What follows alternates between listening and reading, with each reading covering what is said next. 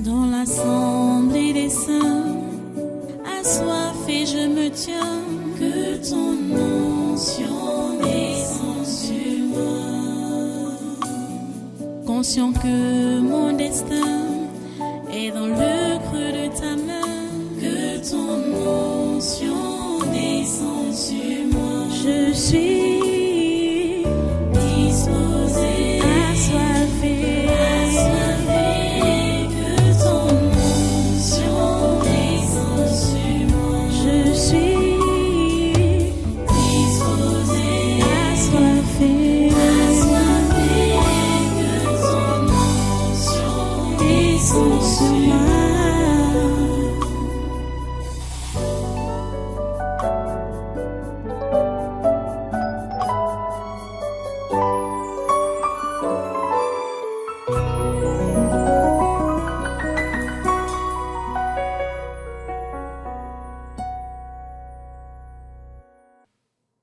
Alléluia. Voilà, prends donc ta Bible, reste debout, tu prends ta Bible et nous partons dans notre texte. Je vous ai dit de lire tout le chapitre de Jean 14 là. Jean 14.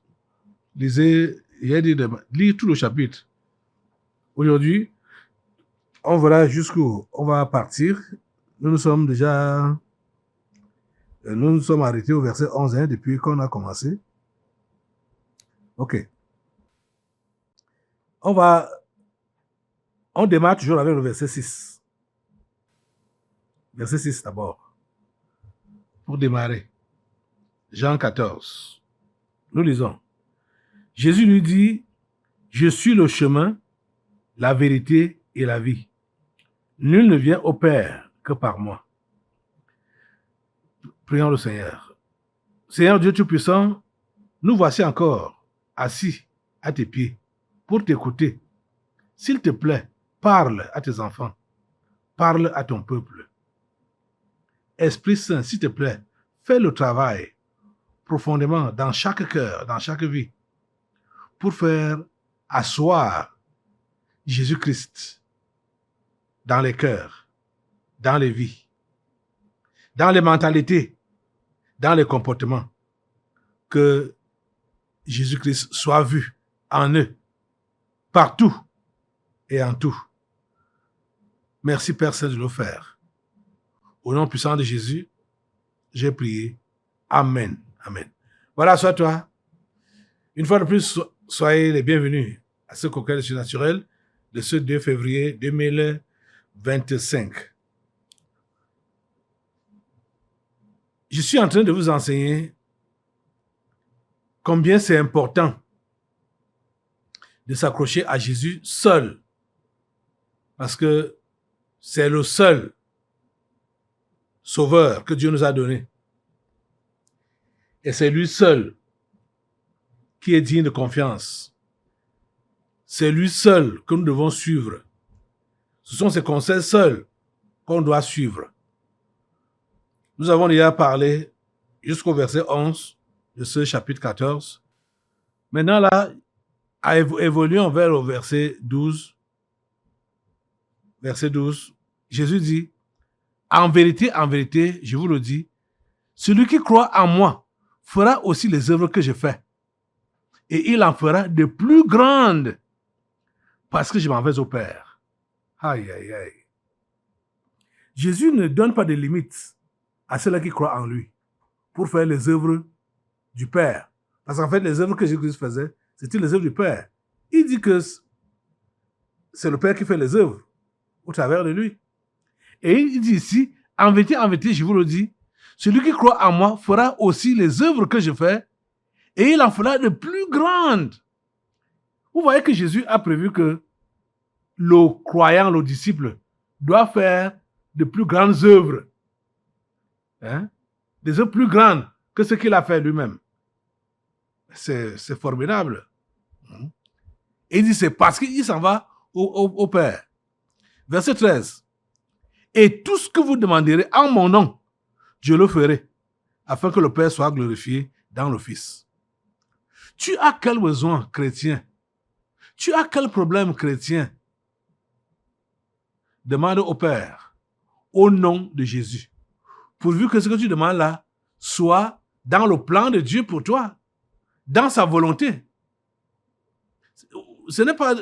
Quand il dit là que tout ce que vous demanderez en mon nom, c'est pas que tu vas demander de n'importe quoi. Il va te donner ça. Mais ce qui est dans sa volonté, tu demandes, tu vas recevoir. Et il te promet cela. Vous voyez? Oh mon Dieu. C'est vraiment le manque de connaissance de Jésus qui fait à ce que les chrétiens soient misérables. Que certains chrétiens soient misérables. Misérables à cause de l'ignorance.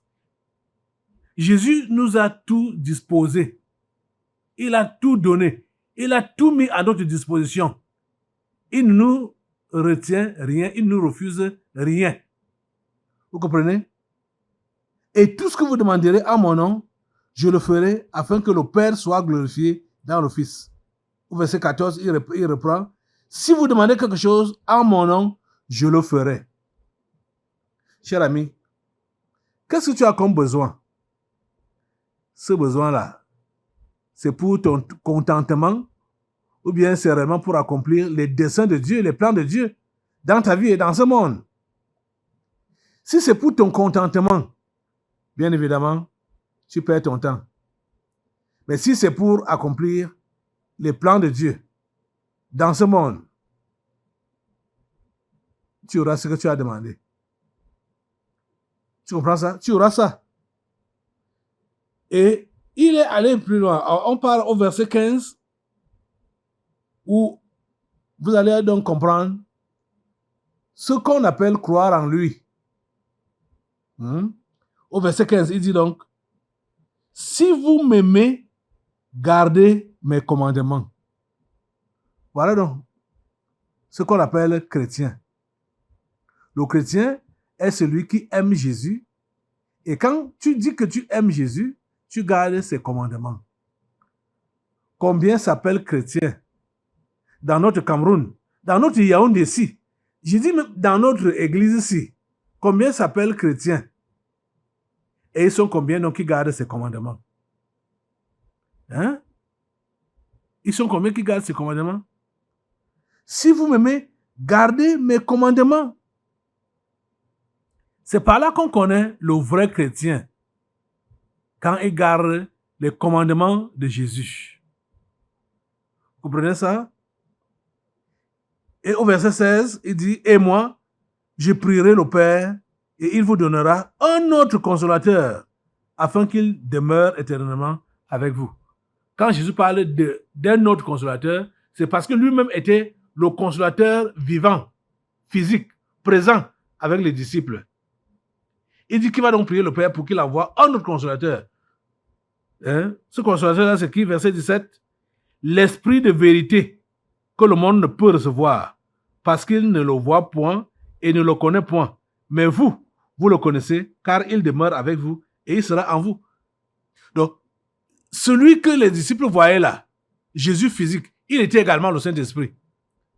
Parce que le Dieu 3 fois saint là, Père, Fils et Saint-Esprit, ce sont les mêmes. Quand vous voyez un, vous avez vu les deux autres. C'est ça que ça veut dire. Vous voyez un, vous avez vu les deux autres. Parce que il y a ceci qu'il faut que vous compreniez. Je crois que peut-être j'ai enseigné ça dans la réalité du Saint-Esprit. Les gens qui disent qu'ils ont les visions de Jésus. Jésus a fini sa mission sur la terre. Il est parti au ciel. S'asseoir à la droite du Père. Et comme il a dit ici, qu'il va prier le Père pour que le Père envoie un autre consolateur. C'est l'autre consolateur-là que les gens voient souvent et pensent que c'est Jésus, le physique, qui était venu il y a 2000 ans. En ce temps-ci, nous sommes au temps du Saint-Esprit. C'est lui qui agit. C'est lui qui travaille avec le croyant. C'est lui qui conseille le croyant. C'est lui qui console le croyant. C'est lui qui enseigne le croyant. C'est lui qui fait tout. Le Saint-Esprit, c'est lui qui fait tout. Verset 17 dit, l'Esprit de vérité que le monde ne peut recevoir parce qu'il ne le voit point et ne le connaît point. Mais vous le connaissez car il demeure avec vous et il sera en vous. Il sera en vous. Est-ce que l'esprit de vérité est en toi? Est-ce que l'esprit de vérité est en toi? Jésus a enseigné des choses profondes. Mais vous allez donc voir que les gens lisent la Bible, ou pour ceux qui lisent même, c'est pour ceux qui peuvent lire. Mais ils ne s'approprient pas ces vérités qui sont dans la Bible. Ils lisent comme c'était juste des histoires comme ça, sans savoir que c'est ce que Jésus a dit que ça doit arriver. Il a dit c'est ça qui doit arriver. Nous sommes appelés à travailler avec le Saint-Esprit pendant cette génération. C'est lui qui doit être notre compagnon. Vous comprenez? Verset 18, il dit, « Je ne vous laisserai pas orphelins, je viendrai à vous. Encore un peu de temps, et le monde ne me verra plus, mais vous me verrez, car je vis, et vous vivrez aussi. » Alléluia. Vous comprenez ça? Tant que Jésus-Christ vit, tu dois vivre. Jésus vit et il ne va plus mourir. Il était mort, il est ressuscité pour ne plus mourir. Et tant qu'il vit, je ne sais pas pourquoi tu peux être abattu. Je ne sais pas pourquoi tu vas être dans la tristesse. Je ne sais pas pourquoi tu vas être détruit par les problèmes, par l'adversité. Je ne sais pas pourquoi les démons familiers vont continuer à dominer sur toi. Peut-être parce que tu fais, comme je l'avais enseigné, que tu ne places pas ta confiance en lui, tu ne places pas ta confiance en Jésus, et quand tu es en difficulté, tu fais appel à tes gens. Tu fais appel à eux. Tu regrettes ceux-là qui sont morts, ou tu appelles ceux-là qui sont encore sur terre. C'est en eux que tu as confiance. C'est en eux que tu places ta foi, au lieu de placer ta foi en Jésus. Jésus vit. Tu dois être sans crainte, parce que Jésus-Christ vit. Tu comprends? Et il dit, je ne vous laisserai pas orphelin, je viendrai à vous. Tu n'es pas orphelin. Tu n'es pas seul. Tu n'es pas seul. Ce qu'on appelle solitude n'existe pas chez le croyant. Non, ça n'existe pas. Solitude, tu te sens seul, tu te sens solitaire, tu te sens abandonné. Non. Jésus a dit qu'il ne va pas vous laisser, il ne va pas vous laisser orphelin. Il viendra à vous. Et il est venu à nous par le Saint-Esprit.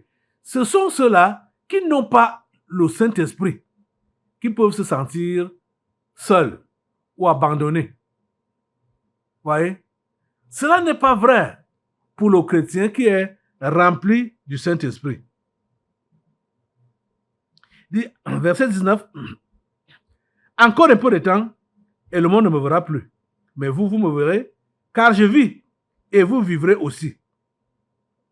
Verset 20. En ce jour-là, vous connaîtrez que je suis en mon Père, que vous êtes en moi, et que je suis en vous. Ouais. Les amis, vous devez expérimenter le Saint-Esprit. C'est le Saint-Esprit qui donne toute cette assurance dont Jésus-Christ parle ici, là. Il dit, en ce jour-là, vous connaîtrez que je suis en mon Père, que vous êtes en moi, et que je suis en vous. Je vais encore conseiller tous ceux-là qui sont ici, dans cette église, disant qu'ils sont chrétiens, ou ceux-là qui m'écoutent en ce temps-ci, maintenant même où je suis en train de parler.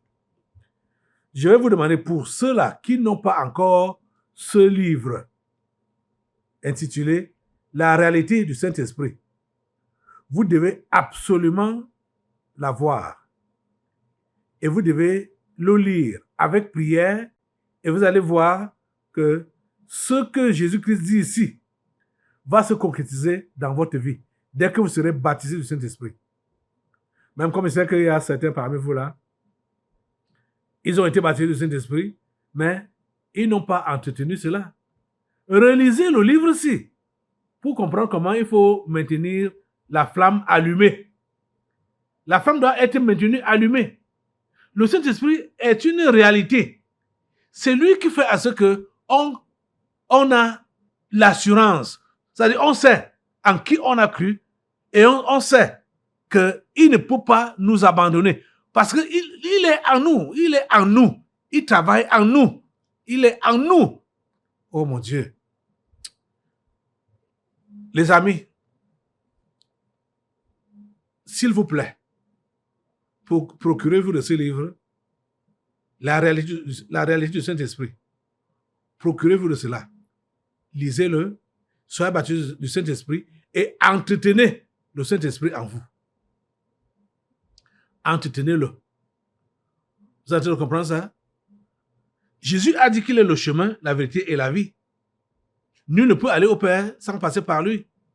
Et maintenant, il nous raconte tout ce qu'il va nous donner, ou, c'est-à-dire tout ce qui va consolider cette assurance que nous avons trouvé le chemin, nous avons trouvé la vérité, nous avons trouvé la vie. C'est le Saint-Esprit. C'est lui qui consolide toutes ces paroles. Vous devez l'avoir, le Saint-Esprit. Vous devez l'avoir. La plupart des gens se contentent juste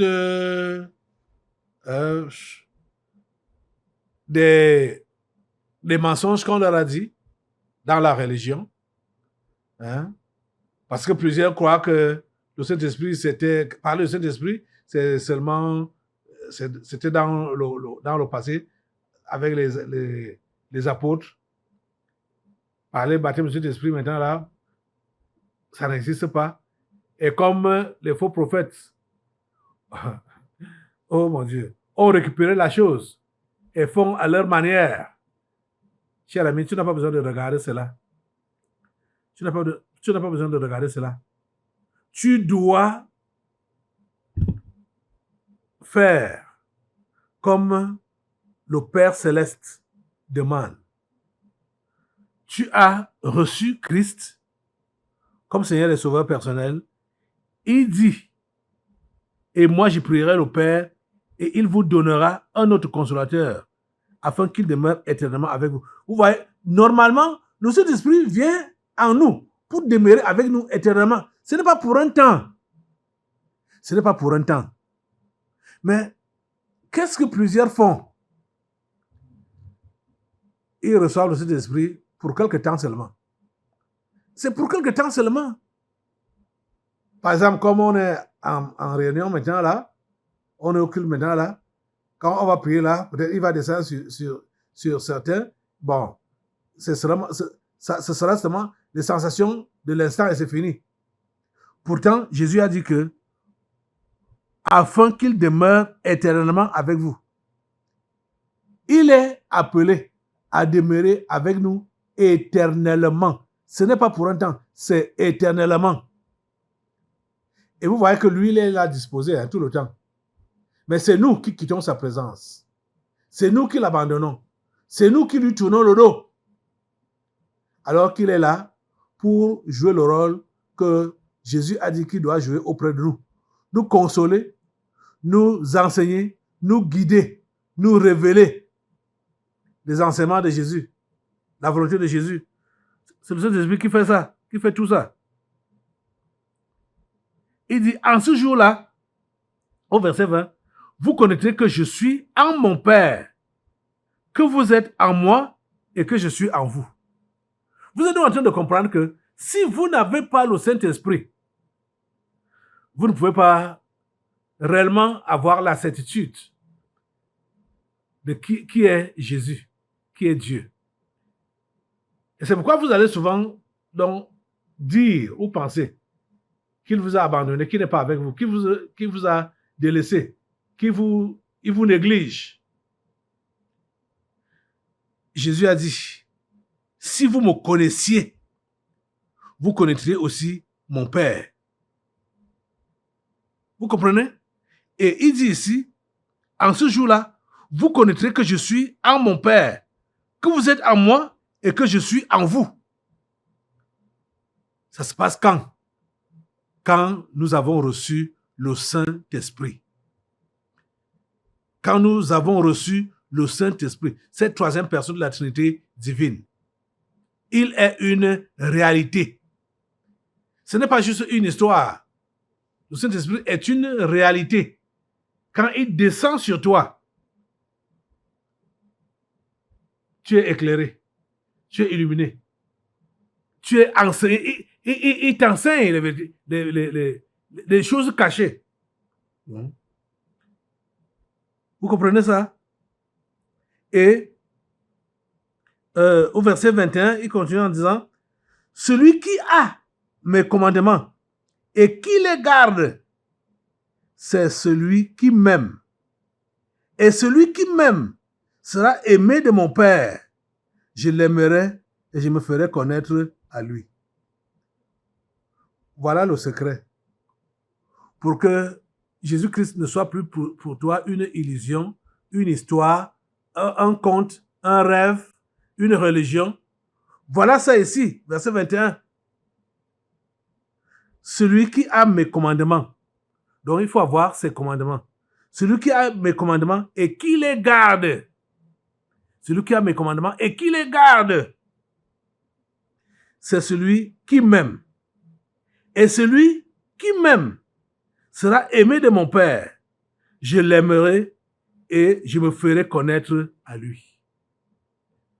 Vous avez compris le secret? Est-ce que vous gardez le commandement de Dieu? Est-ce que vous gardez le commandement de Jésus? Est-ce que vous gardez ce commandement? N'oubliez pas que le premier commandement, c'est ça qui dit ici au verset 21, le premier commandement, c'est aimer Dieu. Celui qui lui est semblable, c'est aimer son prochain. Vous comprenez ça? C'est ça. L'amour. Ceux-là qui ont l'amour dans leur cœur. Parce que quand tu as l'amour pour Jésus, forcément, tu dois avoir l'amour pour ton prochain. Et quand tu as donc l'amour pour ton prochain,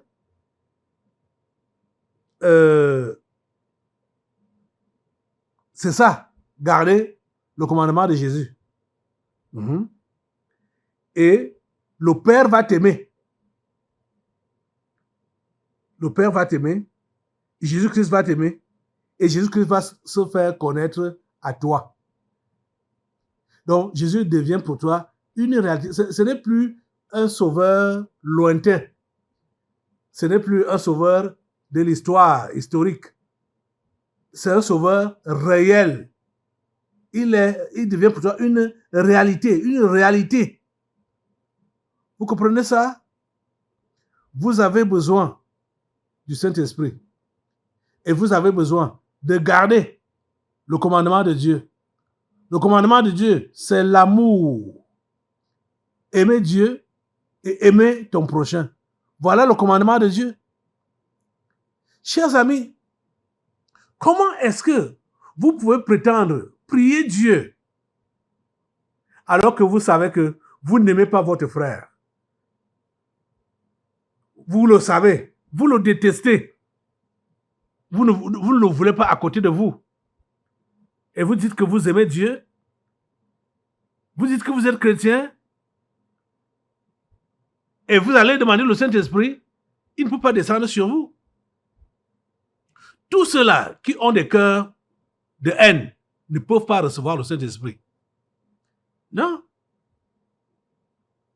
C'est pas possible. Quand le Saint-Esprit descend sur toi,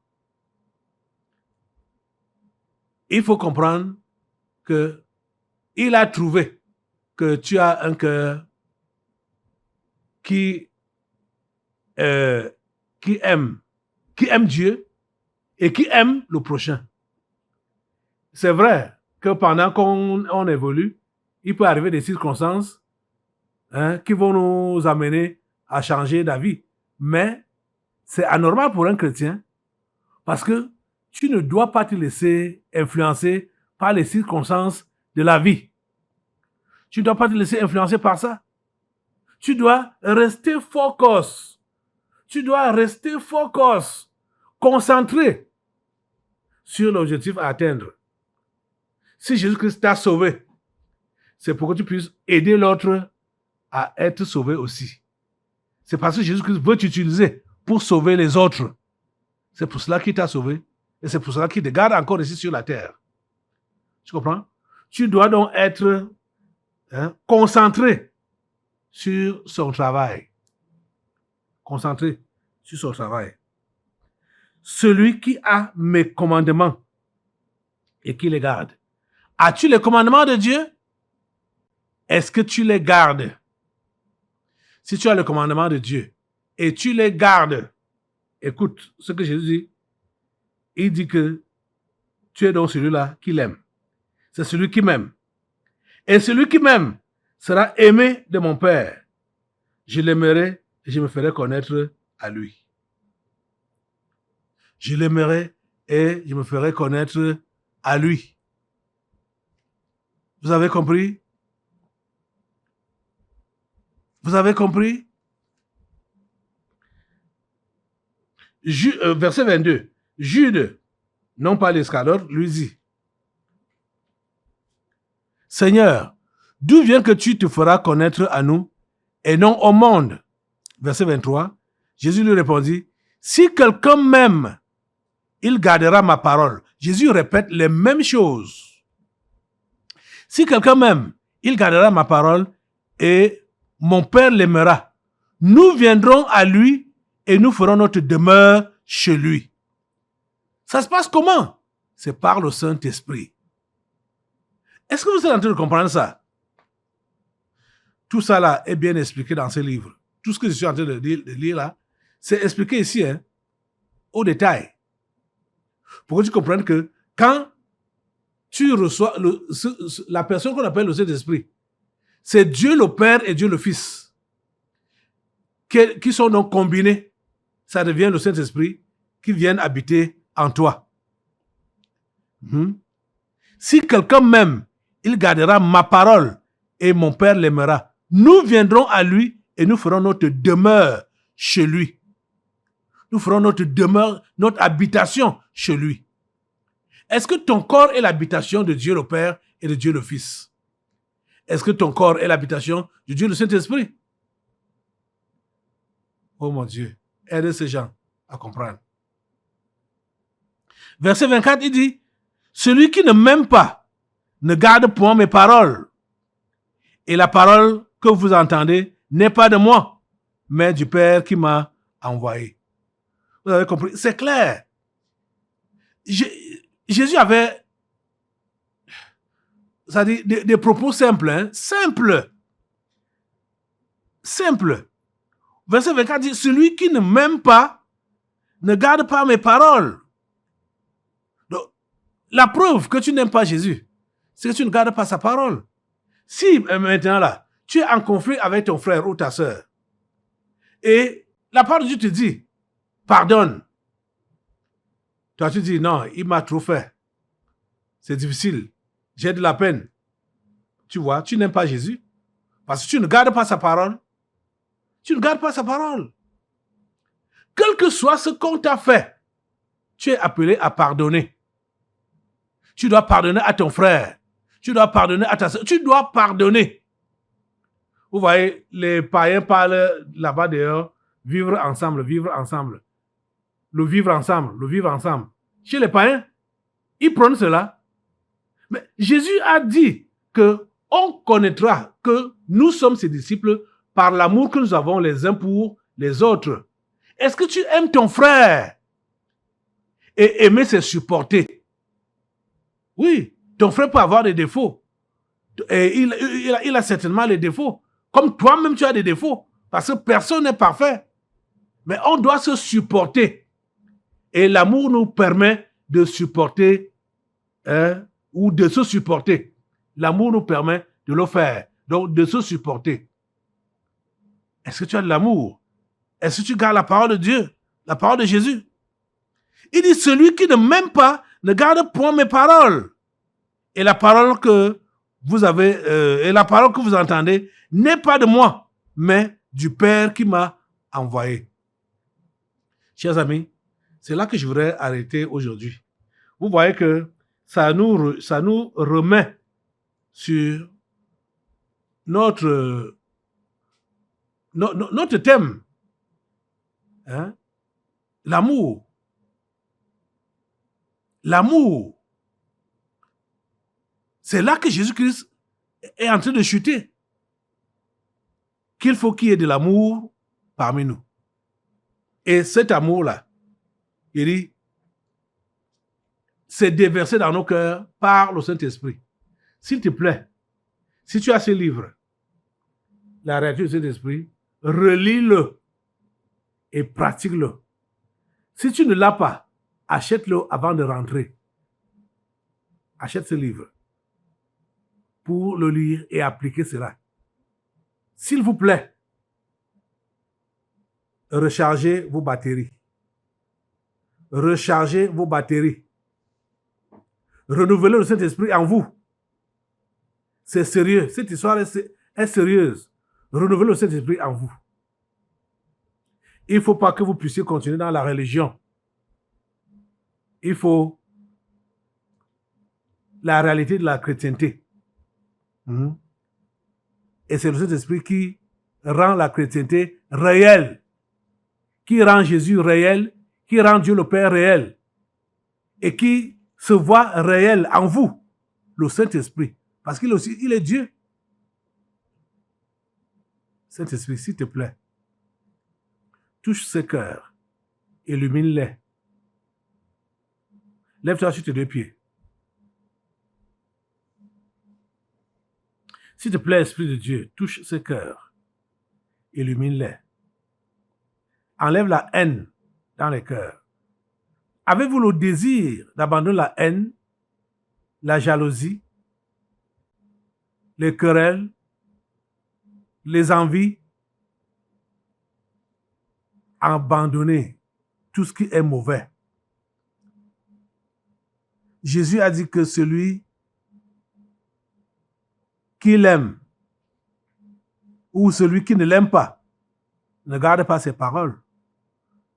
Donc si tu ne gardes pas la parole de Jésus, ça veut dire que tu ne l'aimes pas. Donc ne prétends pas. Donc tu pourras avoir l'Esprit de Dieu. Si même tu l'avais reçu, tu as même parlé en langue, et maintenant tu as un cœur plein de haine. Ce que tu fais là, comme parler en langue, ce n'est que du bruit. Il faut que tu puisses aimer réellement. Il faut aimer. Seigneur, s'il te plaît, permets que ces hommes et ces femmes puissent s'abandonner à toi, à ton esprit, puissent t'obéir pour pratiquer ce que tu as demandé ici. L'amour. Celui qui ne m'aime pas ne garde pas mes paroles. C'est ça que tu as dit. Si quelqu'un m'aime, il gardera ma parole. Seigneur, s'il te plaît, permets qu'il puisse garder ta parole. Merci, Père Saint, d'agir au nom puissant de Jésus. J'ai prié. Amen. Assois-toi.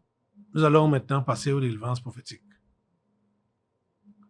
Dans l'assemblée des saints, assoiffé je me tiens, que ton onction descende sur moi. Conscient que mon destin est dans le creux de ta main, que ton onction descende sur moi. Je suis